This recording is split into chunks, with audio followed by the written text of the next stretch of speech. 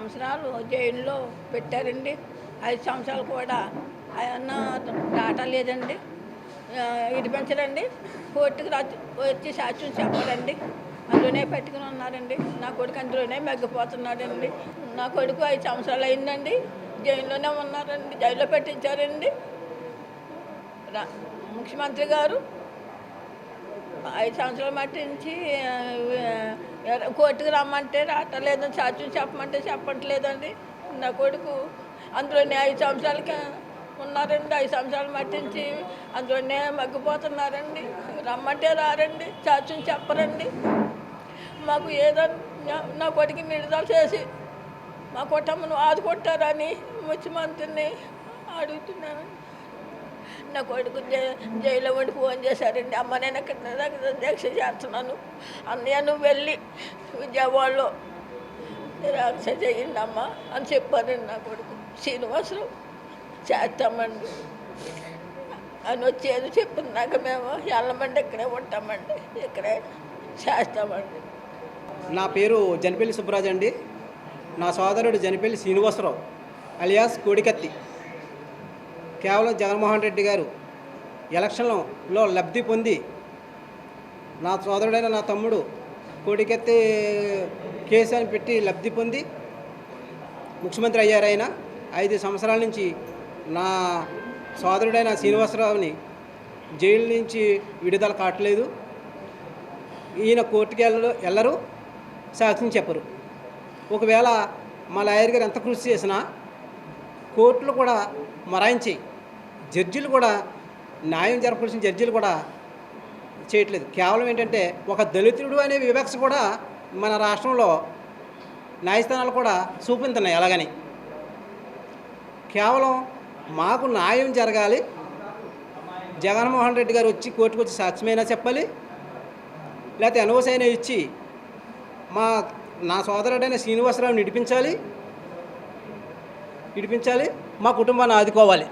లేని ఎడల మేము రేపటి నుంచి మేము కార్యాచరణ ఏమి పెట్టుకున్నానంటే, రేపు ఉదయాన్నే దుర్గామాత టెంపుల్కి వెళ్ళి ఆవిడ్ని దర్శనం చేసుకుని వచ్చి విజయవాడలోనే మేము అమర నిరాహార దీక్ష చేస్తాం. మేము పచ్చి మంచినీళ్ళు పుట్టం, మా ప్రాణాలను అర్పించి మాకు న్యాయం జరిగే వరకు కూడా విజయవాడలోనే నిరాహార దీక్ష చేస్తామని నేను చెప్తున్నాను. అలాగే అన్ని విధాలకు కూడా మా లాయర్ అయిన సలీం గారు మమ్మల్ని ఆదుకున్నందుకు మేము ఎన్ని జన్మలు ఎత్తినా ఈ జన్మకు ఆయన రుణం మేము తీర్చుకోలేము. ఇప్పటి నుంచి కూడా ఆయన మాకు అందుబాటులో ఉంటారు, మాతో పాటు మాకు సాయం చేస్తారు. కేవలం నా తమ్ముడికి జైల్లో ఏ విధమైన హాని కలిగినా దానికి కారణం జగన్మోహన్ రెడ్డి గారే అవుతారు. మేము మాకు మైనార్టీ సంఘాలు, దళిత సంఘాలు, ప్రజా సంఘాలు కూడా మాకు మద్దతు ఇస్తాయి, మా వెంటనే ఉంటాయి. ఆ బలం మాకుంది. మేము న్యాయం జరిగే వరకు కూడా విజయవాడ వదిలిపెట్టి వెళ్ళము. మేము ప్రాణాలైనా అర్పిస్తాం, పచ్చి మంచినీళ్ళు ముట్టం.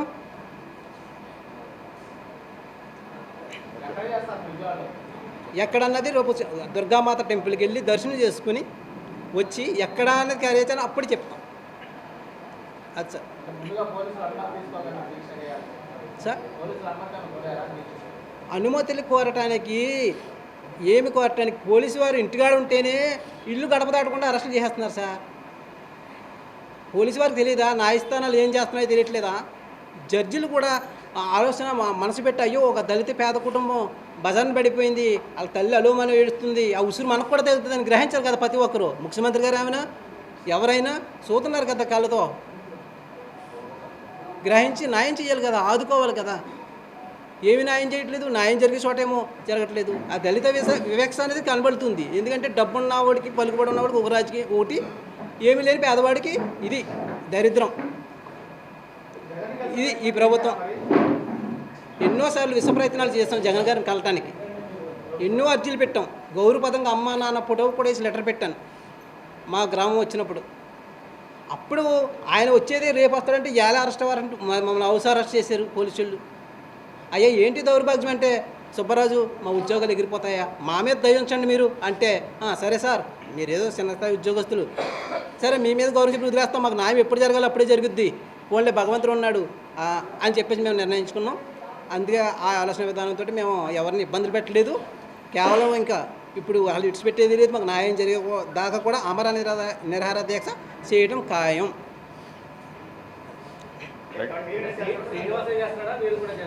శ్రీనివాసు ఫోన్ చేసి చెప్పాడు, అన్నయ్య నా పరిస్థితి బాగాలేదు, నేను రేపటి నుంచి నేను జైల్లో నిరాహార దీక్ష చేస్తున్నాను నేను అని చెప్పడం జరిగింది. అయ్యో తమ్ముడు, నువ్వు అక్కడ నిరాహార దీక్ష అయితే మేము కూడా విజయవాడలో నీకు సాయంగా మేము చేస్తాము, మనకి ఇది మైనార్టీ సంఘాలు దళిత సంఘాలు తోడుగా ఉన్నాయి తమ్ముడు, మేము కూడా చేస్తాం, ఎంత దూరమైనా వెళ్తాం ఈ విషయంలో అని చెప్పేసి చెప్పడం జరిగిందండి.